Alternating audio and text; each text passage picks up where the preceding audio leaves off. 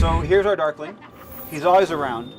Even when you're not in combat, he's in the environments, he's getting up to mischief, kind of messing around with things.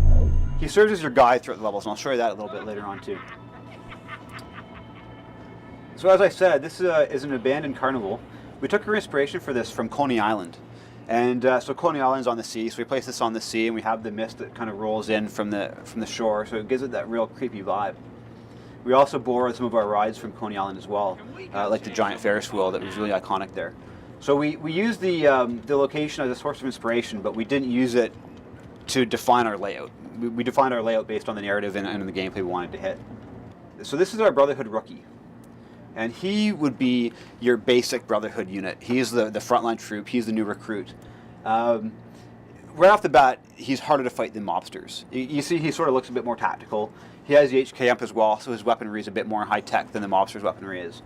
And he also uses it more effectively. He's a bit more accurate with his guns, and he can get into cover faster and move through cover faster. He's also more aggressive. If he sees that you're low on health, or if he sees that you're out in the open for too long, he'll pull out of cover and rush you.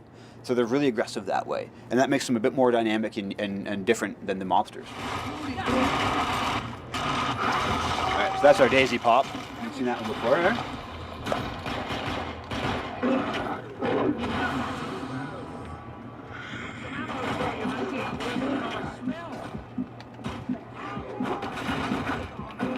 Alright, here's the Spinal Tap here. So slash open his chest, grab his spine, rip it out, and then pick it up. Just for the heck of it.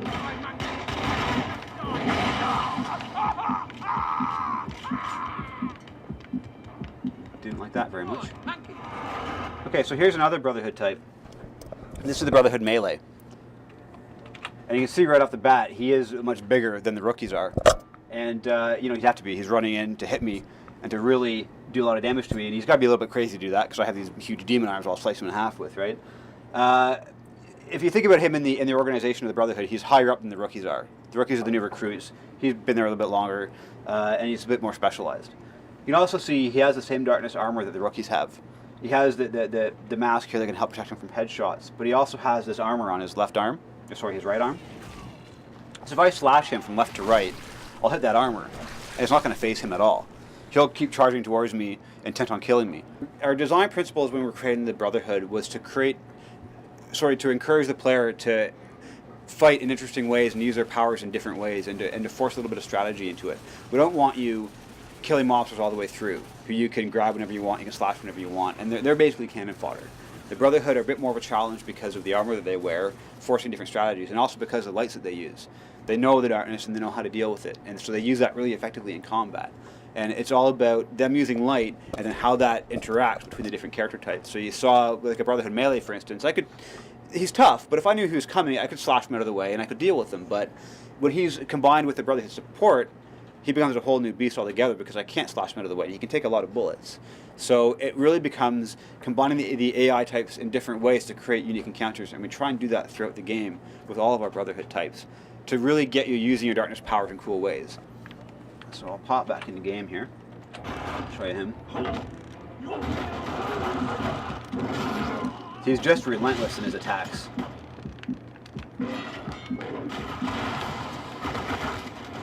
Okay, so that's a flashbang this guy just threw. So flashbangs work like they do in other games, except for when I'm under the effects, I lose my darkness powers. So the Brotherhood know they need to keep the player in the light. So I mentioned the Darkling and how he's kind of around when you're not in combat. We use him as a guide through the levels.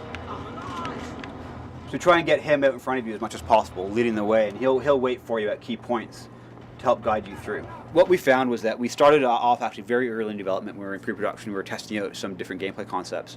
We tried controlling Darklings, but we already had our demon arms that we loved, and we loved that up-close personal combat. And we found that if you were ordering around Darklings like you were in the first game, that was really separating you from the combat. You know, I'm ordering this guy way off in the distance, now I'm picking off guys with headshots and pixel hunting, and that didn't fit. So we dialed that back, and we decided to focus on this Darkling with personality, who's basically your sidekick. So not only does he have a gameplay role with pulling guys from cover and distracting them, but he also serves as your guide and sort of just leads you through the level as you go. So we're really happy with the way he turned out. So when you kill enemies, you get essence, and that feeds into our progression system. So you can use that to upgrade your abilities and stuff throughout the game. And yeah, what Jackie gets when he kills sort of enemies that aren't pure of heart. I remember in the first game you could eat hearts from all the enemies, but you couldn't eat hearts of civilians. And we've kind of taken that to the next level now with our progression system. And we reward you differently based on how you kill enemies. Think of it like it's feeding the darkness inside Jackie in a sense, and he gets off on gory, violent kills that use the darkness. So if you kill a guy with body shots with bullets, you'll get some essence. But if you do a headshot, you'll get a bit more. If you use the powers, if you use demon arms or executions, you get even more. So we really encourage you to use darkness powers through our progression system there.